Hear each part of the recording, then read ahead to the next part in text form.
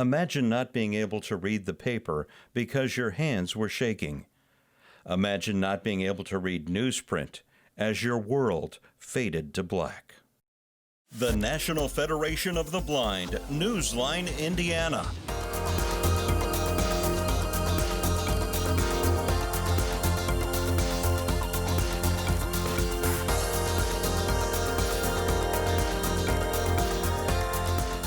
With your host, Lee Martin, and co-host, Florence Myers-McSwine.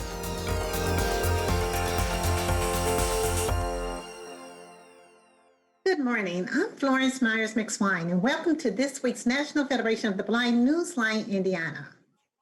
And I'm here with your host today, Mr. Lee Martin. So, Lee, how are you doing today? I'm doing fantastic, Florence, and I tell you, I'm looking forward to our shows today.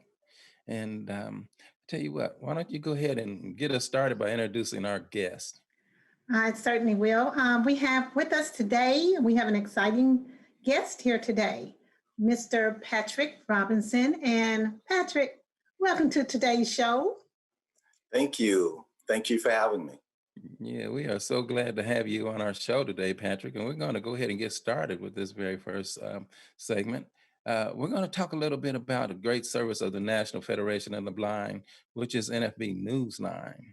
And it provides citizens with over 500 different publications around the country and around the world. We even have Spanish publication, breaking news, just a plethora of things for everyone, even in our magazines, which Florence will talk about briefly. As you know, I love those magazines, Lee. One of my favorites, of course, is Aarp Magazine because I am a senior and it's got a lot of information for me and it's right there at my fingertips. There's also magazines for children. There's magazines for people who are coping with diabetes. There's magazines for, there's Family Circle, Family Fun magazine. There's a children's corner, a kids corner. So there's magazines for children to write in and get their things published. There's also Poets and Writers magazines. There's WebMD, and I love that magazine. That's one of my favorites also. And there's also Reader's Digest. So again, there's magazines for everyone. Yes, and our guest today, Patrick, he's a subscriber to the service. You want to tell us a little bit about how the service works in your life? Well, it's been great to have this service available to myself and my blind colleagues as well. I know of many people who utilize the NFB Indiana Newsline, and they all are very grateful to have this service available to them. This service has offered up an opportunity to review periodicals that normally if I didn't have it, I wouldn't really be able to have access to them. Like Florence said, having magazines available, the newspaper is always a good opportunity to identify with things that are happening in the community. Whereas, losing your vision for myself and not being able to read anymore, I didn't get a chance to keep up on those things. But now having NFB Newsline, I'm able to keep up with things that's happening in the community. Well, I tell you live in the second largest city in the state of Indiana, Fort Wayne, Indiana, and there's a lot of news to cover up that way. And we're just going to end this particular segment and come back and really get into Patrick Robinson with the League for the Blind in Fort Wayne, Indiana. So we'll be right back. Stay tuned.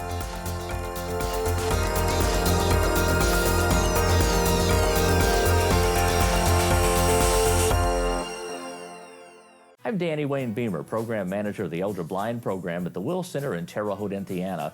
I introduced the NFB Newsline to seniors in 13 southwestern counties in Indiana. I also utilize the NFB Newsline for my radio station public affairs shows. The NFB Newsline. Experience it today. Learn more by calling 855-963-6476 or visit nfbnewsline-in.org. We are the nation's blind, and we read NFB Newsline. We are the nation's blind, and we read NFB Newsline. As I travel the nation, I read NFB Newsline. I live in Valparaiso, Indiana, and I listen to my local news on NFB Newsline. As a student, I enjoy reading current events on NFB Newsline. Learn more by calling 855-963-6476 or visit nfbnewsline-in.org. Subscribe free to NFB Newsline today.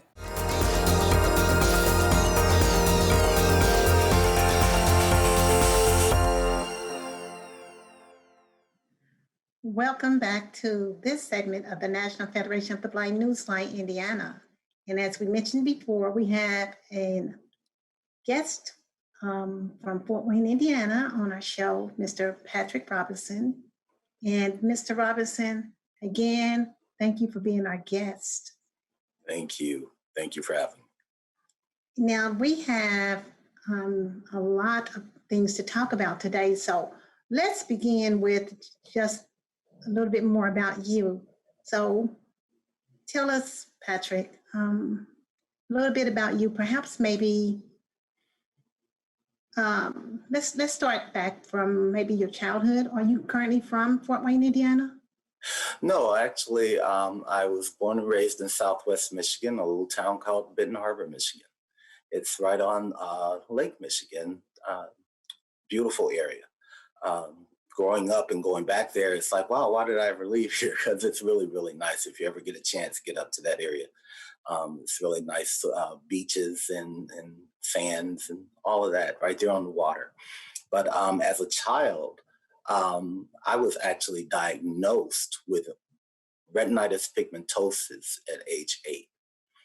And when I was diagnosed, my parents were told that this was in 1971, little was known about the eye disease. My parents were told he can't play basketball, he can't play football, he can't play sports, he can't get bumped on the head, he can't box, he can't do anything. So I ultimately ended up living in a bubble. And as a result of that, I ended up playing organ, taking organ lessons. And as a teenager, I did marching band and drama and choir and things of that nature. And I moved to Fort Wayne to study electronics engineering. I finished school here, started my life here, and I ultimately worked in the corporate segment as a document specialist, basically a contract administrator for office equipment in the electric company. And I did that for about 12 years.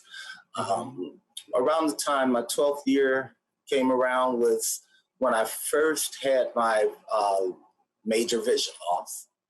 And as a result of that major vision loss, I I lost my job behind it, if you will. I don't want to say that was exactly what it was, because it was identified as a downsizing. But when that occurred, I felt the need to kind of take a break from actually working and just deal with the vision loss. Well, one thing that I heard in your conversation there, Patrick, I'd like to go back and ask you. During your youthful years there, when you were with retinitis pigmentosa, matter of fact, that's the same eye disease that Florence is coping with as well. Now, does that travel through your family? The other family members have it, or? Actually, Lee, no. I've oftentimes said that I thank God for the eye disease, and I'm often looked at as if I've lost my mind. But my reason for saying that is because it's apparent that I'm supposed to have it. I am the 7th of 9 children, and there is no history of RP on either side of the family. None of my other siblings have RP. I'm the only one who has it. And the studies have shown that this eye disease usually affects an entire family. You look at retinitis pigmentosa as a blessing, because Lee often calls blindness, he calls it the gift of blindness. Mm-hmm. And, and the thing about retinitis pigmentosa is that you're right. There wasn't a lot of information about it. However, I feel the way you feel about it. Basically, it is what it is. In my family, for instance, is pretty dominant. And so in your case, it sounds like you're doing some wonderful things with your life. And as I always say, things do happen for a reason. Yes, I agree. I'm wholeheartedly believe that. I wholeheartedly believe that I was given this eye disease for a reason, and I would imagine that by way of how things are going in my life, that's true. I've experienced so many things since the major part of my vision loss has started to occur that I probably never would have experienced in life. I met so many wonderful people. I'm learning more about humanity. It's just been a great experience for me. I could honestly say that I don't know that I could live life any other way right now. Well, tell me something. While living your life, did you attend mainstream school? Did you go to blind school? Or how did your earlier years of education go for you? No, I went to public school and I did not experience blindness until late in my adult life. Of course, there was the night vision loss and peripheral vision loss from periodically, but something that wasn't readily noticeable until I got much older. So my elementary school and high school through high school experience was all public school. Since losing your vision at a later age, when did you begin using Braille, or are you a Braille user? I am not a Braille user. I have been introduced to Braille, and I can't say that I've actually really studied it much, but I do plan to at some point. I started losing my vision at age 35, so that's been around 20 years ago, about 22 years ago. And with RP, as you know, it's a slow deterioration of the retina, and my vision has just, slowly gone away. It's getting to the point now where I can still see shadows. In terms of being able to read, because of the new technology and things like the NFB Newsline, I haven't quite found a use for Braille just yet. Well, I tell you what, in the National Federation of the Blind, they promote Braille wholeheartedly, and I know it's a very interesting way of communicating or learning, and there are great Braille readers out there as well. I met a few of them. I met a young lady that reads 550 words a minute, and with comprehension. So, 'cause once I sit down and start listening to the fingers going across the page or the smoothness of it, and I tell you, I'm learning Braille, have been using it for a little while here, and it's very interesting. So we're going to take a short pause and come back and talk a little bit more about your transition into more sight loss and your schooling and some of the other endeavors that you've accomplished. So stay tuned. We'll be right back with our guest, Mr. Patrick Robinson, the League for the Blind, Fort Wayne, Indiana.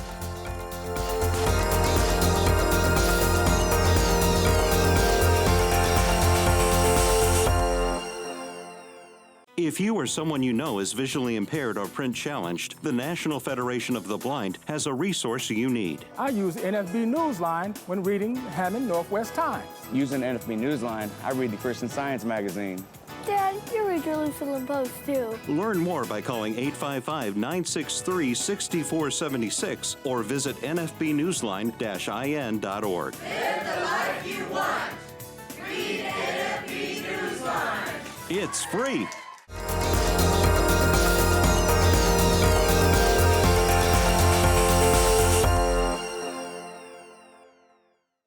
I'm Florence Myers-McSwine, and welcome back to the National Federation of the Blind Newsline, Indiana. We're talking to our guest today, Mr. Patrick Robinson. And Mr. Robinson, we were speaking earlier about your transition. And let's talk more about that, your transition from high school and where you are now. Sure. So after high school, I moved to Fort Wayne, Indiana. Like I said, I went to college, finished studying a degree with electronics engineering, and went on to work for the electric company, Indiana Michigan Power, here in Fort Wayne, Indiana, which this is where it was headquarters at that time. Actually, Indiana Michigan Power still is headquartered here. And in taking that position, I wanted to be able to use my electronics degree in some capacity, which I did. I had an opportunity to use it operating with office equipment and things of that nature. And through that position, I had an opportunity to learn even more about computer technology. So that position went on for about 12 years. What was interesting was by the time those 12 years had come, when I decided I wanted to make a change, the change that I wanted to make was to move to human services as opposed to working in the corporate environment. And things have kind of worked out in that way. Okay, so you chose, you went into social working? I did. It actually ended up being a situation where I had taken a break from employment as a result of my first vision loss. As I said, with RP, the loss takes place gradually. And with that first major vision loss, I kind of took a break and I made an adjustment to the new change in my life. And after about a year or so of not working, it kind of drove me crazy just sitting at home. So I started volunteering at the League for the Blind and Disabled here in Fort Wayne. And that experience was very rewarding in that I learned more about disabilities and people living with disabilities. And shortly after volunteering, I decided that I wanted to return to work. And I started working there. I actually ended up being placed in a position to open a deaf and hard of hearing program for interpreter services at the League. I ultimately stayed in that position for a few years as a scheduler.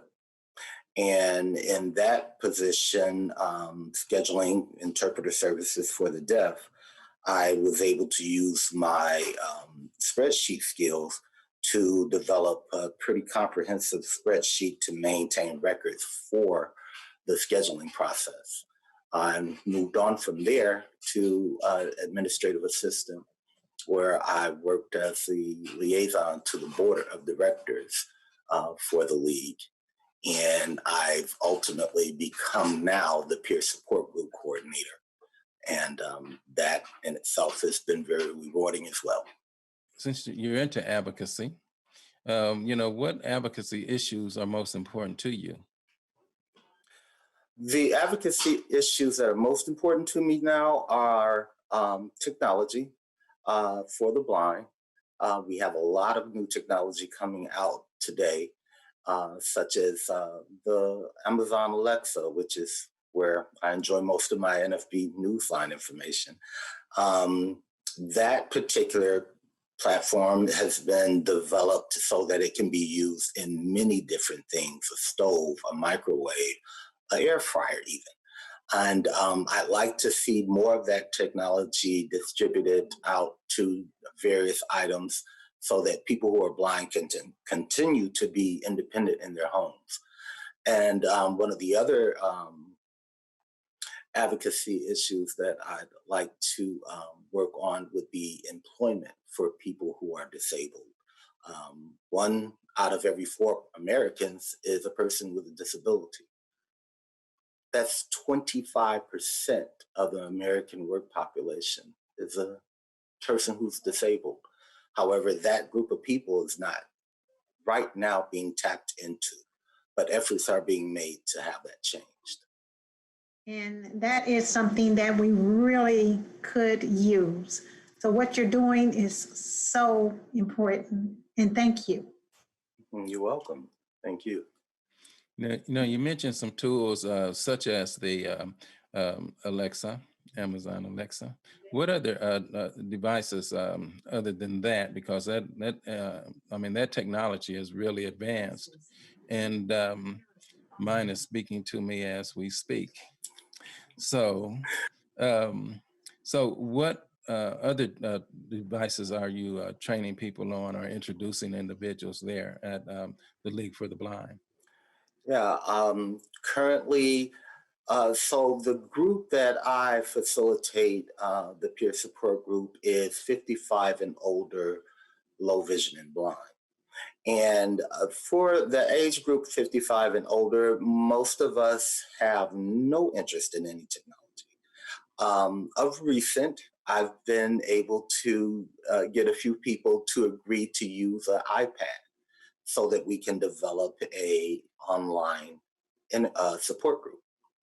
And it surprised me that they were like, okay, yeah, sure, I'll try it. And that was promising, because that means that they are actually willing to give technology a try. With the iPad, the telephone, the cell phone, of course, and even the television, the computer, we can use a screen reader that allows us an opportunity to operate the equipment without having to actually see what's happening. You can hear what's happening.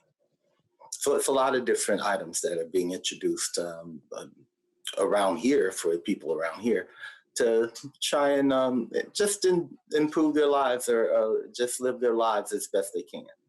Now, you sound like a very busy man. Now, what do you enjoy doing for your pastimes? Actually, my favorite pastime is reading books. So, of course, I'm a member of the NLS Talking Books program. And if I'm not working or taking care of emails or making phone calls, checking on peer support group people, and making an effort to reach out to others to join the support group, I'm usually listening to a book or cooking. I still like to cook. Oh, so what was one of your favorite books, and what do you like to cook? Well, one of my favorite books of recent is a book called The Water Dancer by Ta-Nehisi Coates. To not give away too much about the book, it's about the Underground Railroad with a twist. So if you ever get a chance to read that one, it's pretty interesting. Very, very interesting and thoughtful adaptation of what it was like for that period of time. And in terms of what do I like to cook, everything. Through COVID shutdown, I started cooking banana bread. I didn't think I'd ever do that, but yeah, banana bread, and it's really easy. So, yeah. Okay, I thought you were going to say something intricate like a good gumbo. I haven't stretched out on that yet, but I will one day. I'll have to get that recipe for that banana bread, Patrick.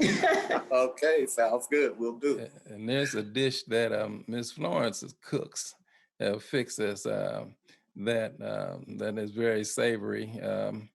What is that dish I keep asking you for? It's a pineapple cherry dump cake. Sounds good. Off the chain. Yeah. So Patrick and I got our hands out, Florence. And, it probably astonishes individuals that are sighted and never been around blind folks before to hear us talking about cooking, to hear us talking about reading, and, just your journey, Patrick.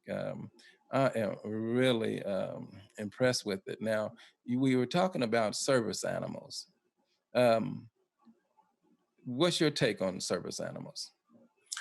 Well, my take on service animals is that it is most definitely an individual preference. For me, I use a white cane. I really like using the white cane. However, with slow vision loss, there are possibilities out there. Having a service animal is one of them. So I had a very interesting situation occur over the past few years. My neighbor across the street had a dog, and they needed to move from their home into an apartment and couldn't take the dog. Well, the dog and I took to each other, and around that same time, I was thinking, maybe I ought to try a guide dog. And but I'd never had a dog before. Well, I've got the dog now. Love him dearly. Wouldn't trade him for the world, but I don't want a guide dog. I don't want number one, I got attached too soon. So if something were to happen to him, it would tear me apart. And number two, I just don't want to have to tend to a pet. Well, we're going to take a short pause and come back for the conclusion of our show, and we'll be right back. Stay tuned.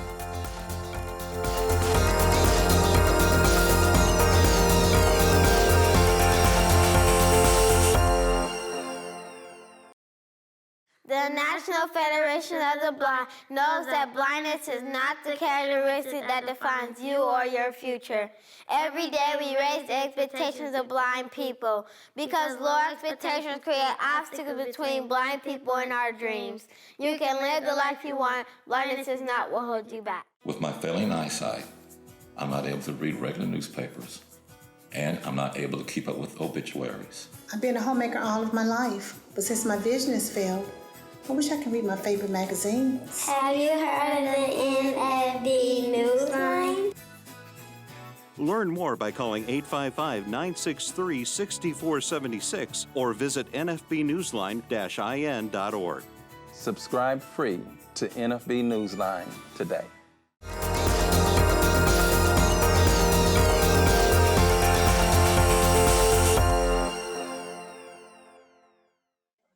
Welcome back to the conclusion of our show with our guest, Mr. Patrick Robinson. And Patrick, do you have any words with us today?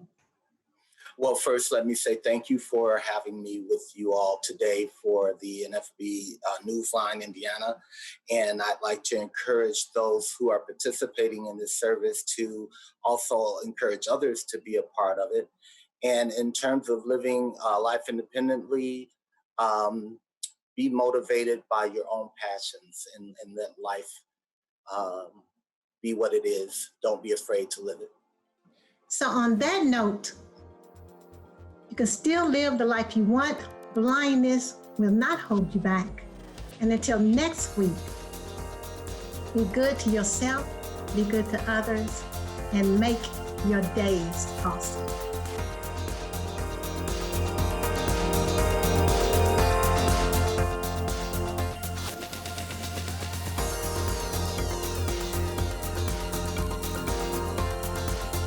The National Federation of the Blind, Newsline, Indiana. For more information, go to nfb-in.org or call 855-963-6476. That's 855-963-6476. The National Federation of the Blind encourages you to live the life you want.